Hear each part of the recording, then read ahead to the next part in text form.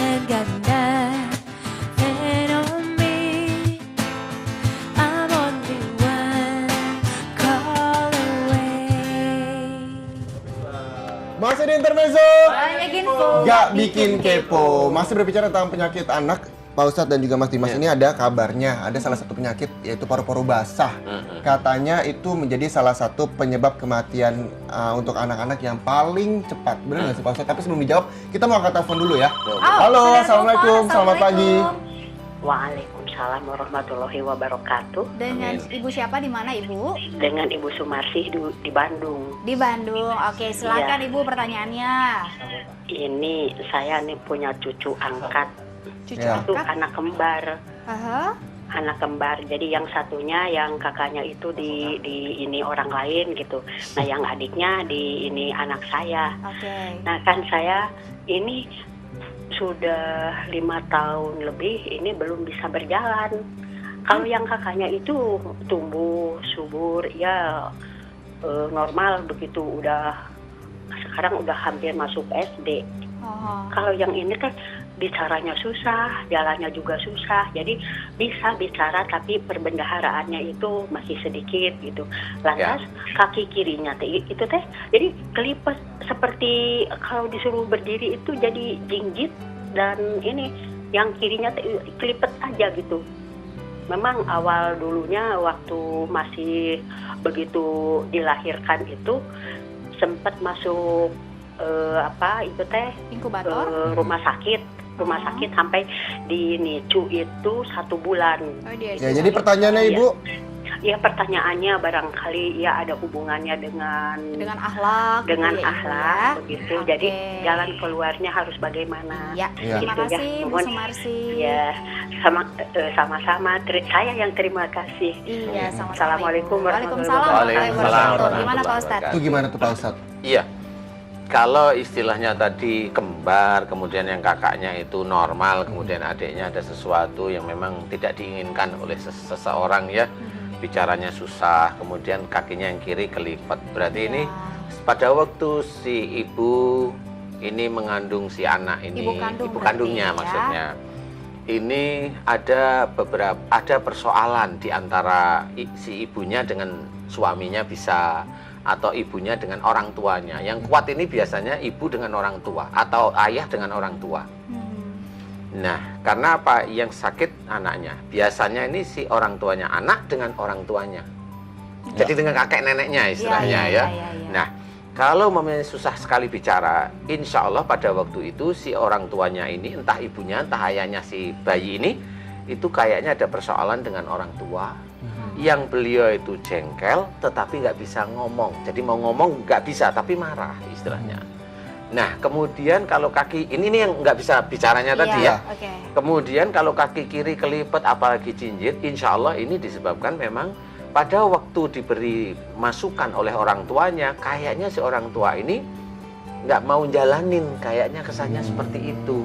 Nggak mau jalanin, tapi maunya diem, biar umpamanya orang tidak tahu, barangkali saya nggak ngerti persis, barangkali biar orang tidak tahu, atau langkahnya yang dia lakukan, jadi langkah si orang tua yang dia lakukan dulu salah. Oke. Tapi Solusinya? ditutup-tutupi. Solusinya adalah si orang tua ini harus betul-betul paham antara ibu dengan ayahnya ini mana yang salah dulu. Apakah dulu umpamanya yang pertama ada cara bicara, apakah dulu memang ada persoalan dengan orang tuanya sehingga dia nggak ngomong, nggak mau bicara, nggak jujur, nggak terus terang istilahnya, sehingga menyebabkan si adik ini dia ngomongnya susah sebenarnya. Itu pertama.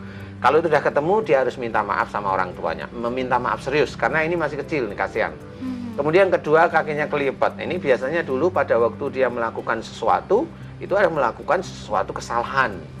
Beliau menutup-nutupi atau beliau melakukan sesuatu yang sebenarnya tidak diinginkan oleh orang tuanya. Nah, ini juga sama, siapa di antara ibu dan ayahnya ini yang memang melakukan itu. Kalau itu jelas, oh kayaknya saya minta maaflah sama orang tua.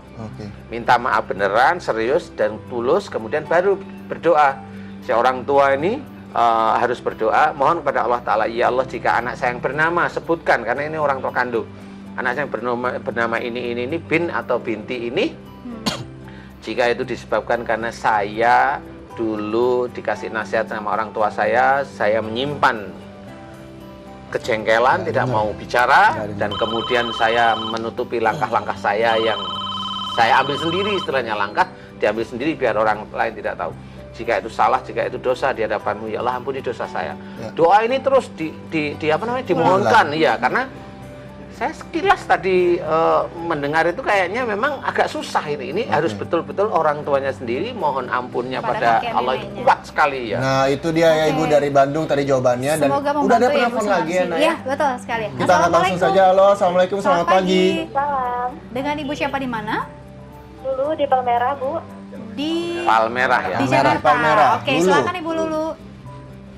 Selamat pagi Pak Ustadz. Ini saya mau nanya Pagi, tentang Bu. anak saya umurnya 21 hari. Jadi kebetulan ada titik-titik merah di kulit kayak biang keringat, tapi banyak. Kira-kira penyebabnya apa ya Pak Ustadz? Dan Oh, solusinya oke. apa? Iya, biang keringat ya Bu. Ibu Lulu ya. Iya. Mohon teleponnya jangan ditutup ya Bu ya, biar kita bisa ngobrol ya. Ibu kalau seperti biang keringat ada pada tubuhnya putra Ibu. Putra apa putri ini Bu? Putra. Putra ya. Seluruh tubuh. Iya. Oke. Pakai panas atau enggak? Atau keluar aja biasa? Kayak biasa. Oh biasa. Oke. Ibu, saya mau bertanya kalau memang ini seluruh tubuh, di antara Ibu dengan suami Ibu, siapa yang punya keinginan kuat untuk melakukan kehidupan itu benar-benar serius? Keinginan yang kuat. Jadi umpamanya Ibu dengan suami Ibu itu pernah bercerita, Mah saya pingin nanti keluarga kita begini itu kuat sekali. Atau Mah saya kepingin nanti anak kita itu begini itu kuat sekali, dan itu selalu dibicarakan. Ibu Lulu, kira-kira siapa yang seperti itu? Imbang rasanya. Imbang ya. Iya sudah, Ibu Lulu itu bentol-bentol merah itu kecil, insya Allah tidak apa-apa. Itu hanya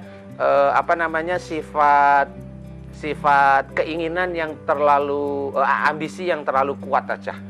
Ambisi yang terlalu kuat antara ibu dengan suami yang sama, makanya dimunculkan oleh Allah Ta'ala bintil-bintil merah. Insya Allah itu tidak apa-apa, tidak mengkhawatirkan.